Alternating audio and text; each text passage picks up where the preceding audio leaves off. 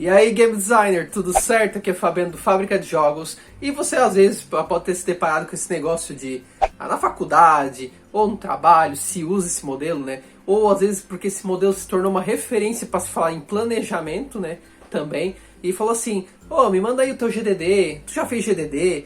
Pra que fazer GDD? GDD não serve pra nada. Ou, eu faço GDD, eu uso, né? Eu boto o planejamento do meu jogo lá, o GDD. E aí tu fica GDD, que GDD é esse, né? Mas que porra é essa, né? Basicamente, né? De GDD, né? É basicamente isso que você deve pensar. E para isso, estou aqui para explicar o que é GDD, ou Game Design Document, né? O fato é que essa sigla vai ser muito usada, muitas vezes para se referir ao planejamento de modo geral, mas muitas vezes também se refere ao modelo específico GDD, que nós vamos conversar nesse vídeo aqui. Então, ó, redes sociais do Fábrica estão aqui abaixo para você acompanhar e saber das novidades, e vamos começar a abordar um pouco sobre essa questão, que a gente vai entrar um pouco em planejamento também. O fato é, gente, que tem várias formas de a gente fazer planejamento. Eu trago para vocês aqui uma, por exemplo, que eu achei na internet, que usando o Twine, né? Twine, para quem não sabe, o Twine é esse aplicativo aí, que é usado muito para roteirização de jogo, tá? E com ele fez o mapeamento de cada cena do jogo, o que tinha que fazer, os acontecimentos, mapeando a história, basicamente, né? E com isso é um planejamento que ele adotou também para o seu jogo.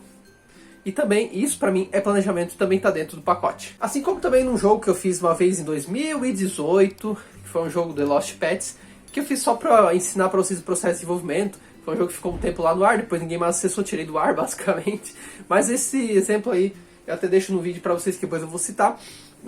O modelo que eu fiz no Trello, mapeando cada atividade, tudo bonitinho.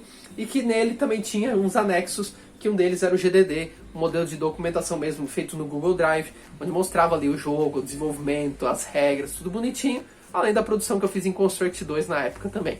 Então, com isso, é uma forma também de fazer o planejamento também, e está dentro do negócio. Aqui eu trago, por exemplo, uma documentação mais formal, de um puzzle document, mas nada mais é que um planejamento de um jogo também, que é um jogo de puzzle point and click das antigas, o Grim Fandango, né? E o Grim Fandango ele tem essa pegada de puzzle, então ali eles mapeou todos os locais que vão passar o jogador, os puzzles também são mapeados, as soluções dos puzzles são mapeadas também, bem legal. Se você procurar na internet por Grim Fandango GDD, vocês vão achar a documentação do jogo, é bem interessante para você conhecer um pouco mais desses jogos. Um jogo que foi remasterizado, tem, inclusive, dá para comprar e é muito legal. O que você tem em todos esses elementos? O planejamento, gente. Em todos eles você está vendo um planejamento que muito pode ser dentro do pacote de considerado dentro do GDD, certo? Isso tudo aqui para mim, gente, é GDD também, tá? Porque se torna o planejamento de um jogo, basicamente. Quando eu planejo a ideia do meu jogo, o que eu estou querendo, os requisitos, tudo que eu estou pensando sobre ele, eu estou mapeando o planejamento do meu jogo, e para mim tudo isso é um GDD. Mas, quando você for ver algum livro, algum material, alguma coisa, basicamente GDD vai se tornar uma referência ao material específico. E esse formato específico é o GDD. Então vamos falar desse formato específico e vamos falar sobre outras questões também que envolvem. O GDD, gente, é o Game Design Document, ou documento de game design, ou documento de design de jogos, né, também podemos chamar. Ele basicamente é um documento de design de software vivo, né? Porque o jogo nada mais é, o digital, né? Nada mais é que um programa de computador, lembrando sempre para vocês aí, tá? E ele é vivo, gente. O que significa isso? Que ele é um documento que vai passando por alterações, ele vai sendo modificado, ele não fica estático a vida inteira. Ele vai passar por modificações. Ele é altamente descritivo do design de um videogame, né? Que aqui fala videogame no sentido de jogos digitais, tá bom?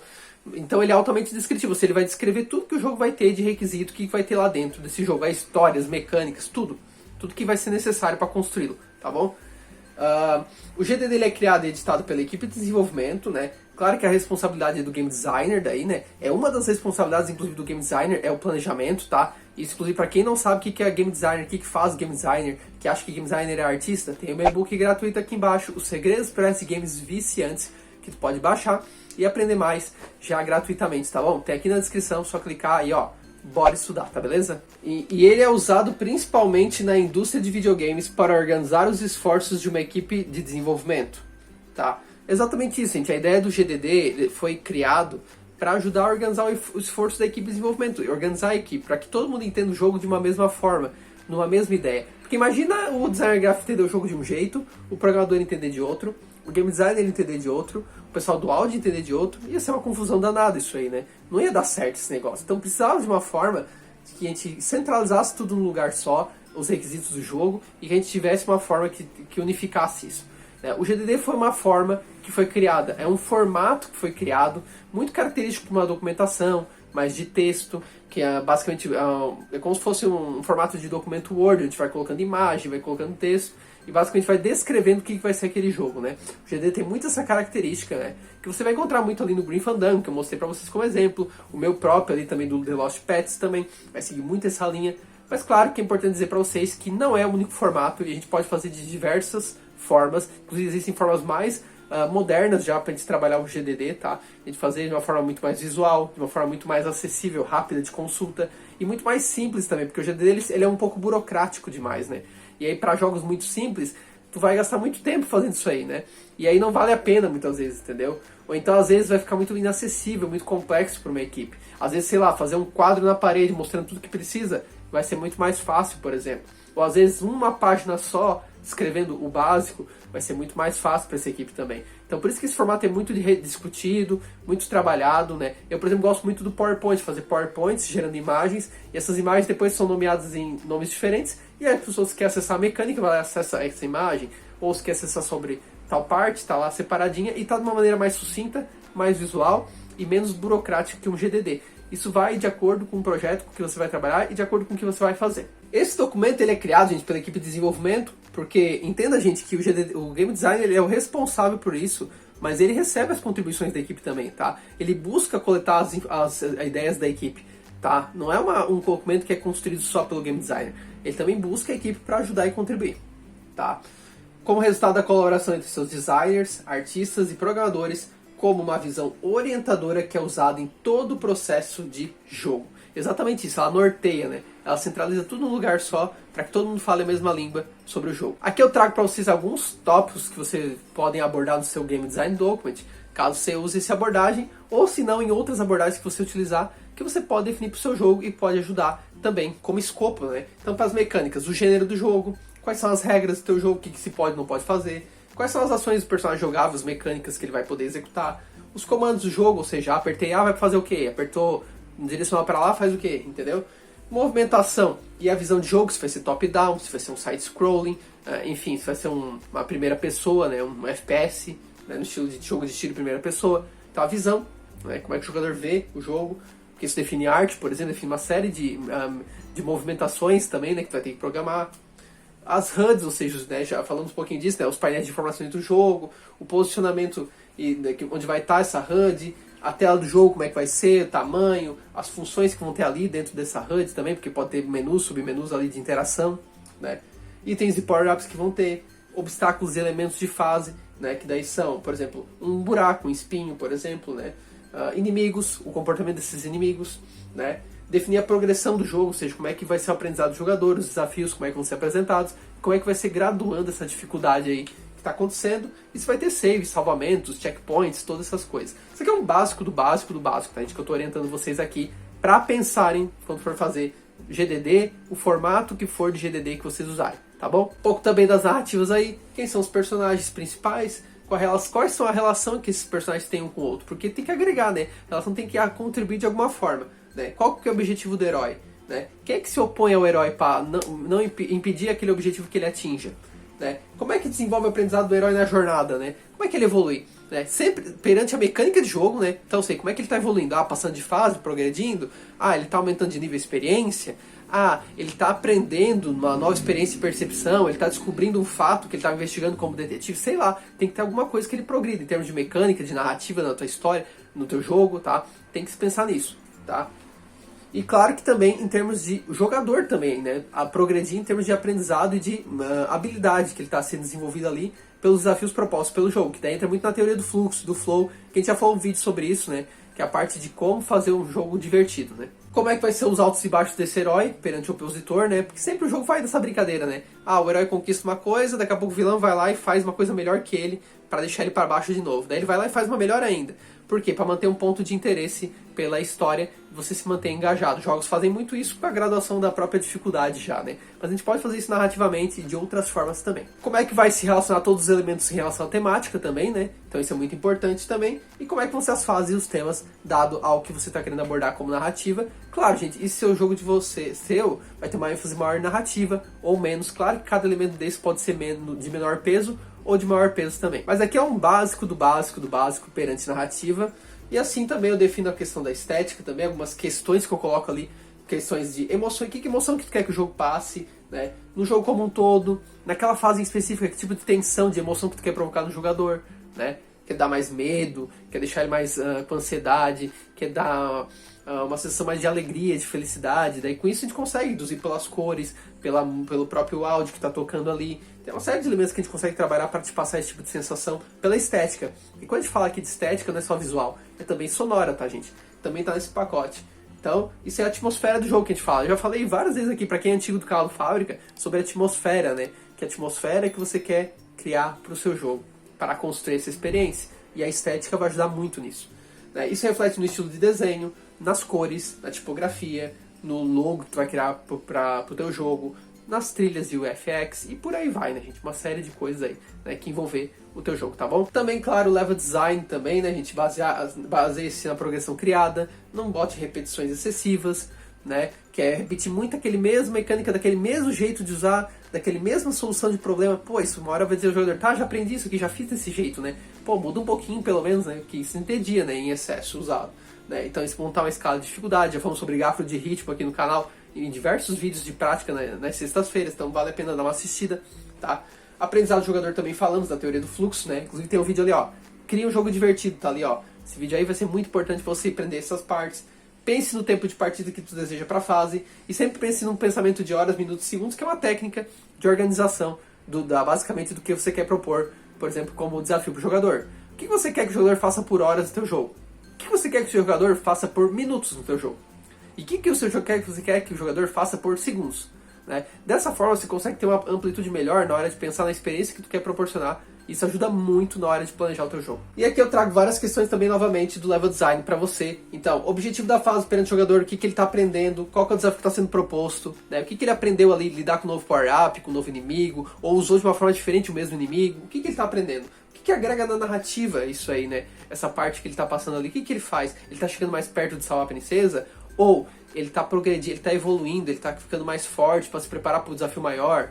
Ou ele está causando reflexões psicológicas e descobrindo que ele tem algum problema a mais ali? Então, sabe, tem que ter alguma coisa que agregue também narrativamente, caso seja o seu foco também, né, claro. Início e fim de fase, como é que ocorre, né, também, pontuar bem esses pontos, né, e assim, qual a relação que isso tem com os outros elementos da narrativa também, né? Então, criar uma ponte, posicionamento dos elementos também, posicionar cada elemento, onde é que vai estar, a proporção e a escala deles em relação ao personagem, né? Muito importante, né? Testar fase por fase, então balancear, gente, né? Eu acho que o balanceamento aqui é fundamental, né? Pegar um elemento, testar, avaliar, ver os resultados, pegar um outro, modificar, não todos de uma vez, faz um por vez e testa, né? Se você puder automatizar esse processo com estatísticas, com ferramentas que têm essa possibilidade, mais interessante ainda, tá? Mas nem sempre, às vezes, é possível para um indie fazer isso, né? As empresas maiores já usam, né? Esse tipo de abordagem. E aquela história que eu sempre digo, que tipo, uma fase bem feita é melhor que 1000 porcarias. Tu não sabe fazer 50 fases bem feitas no teu jogo? Então faz 20 bem feita, faz 30 bem feita, faz 8, faz uma, mas faça uma bem feita. Porque não adianta ter um monte de fases no teu jogo e não ter uma progressão legal, não serem bem trabalhadas, sabe? Level design é uma coisa que dá trabalho, gente. Tem que pensar em muita coisa, são muitos detalhes, né? Então, e isso tudo, gente, é preocupação especificamente do game designer, tá? Eu trabalho muito isso no curso, no Game Designer AI, na parte de análise, principalmente. Eu trabalho muito nessa parte, tá? No Cycle também, mas o Game Designer AI, ele trata muito essa parte da análise. Se você pegar o level design, entender o que está acontecendo, quais são as intenções que tu está construindo, né? Porque ali é o processo de analisar. E outra, né? De aprender com jogos que você joga também, como é que eles fazem o level design. Então no Game Designer AI tem muita essa linha que te ajuda muito a ser esse olhar de desenvolvedor e não de pensar como jogador. Muito legal. Quem quiser participar desse curso, vale a pena, tá? Não é só porque é meu não que eu tô falando, não. Porque realmente ajuda muito a enxergar melhor as coisas de uma maneira mais técnica mesmo. E como eu falei pra vocês, os formatos de GDD, desse planejamento aí muito conhecido, é vários. Pode ser um documento de Word, pode ser um documento no Google Drive, pode ser um documento que tu quiser, pode ser até no papel, inclusive, tá? Pegar um caderno quadriculado e ir lá fazer.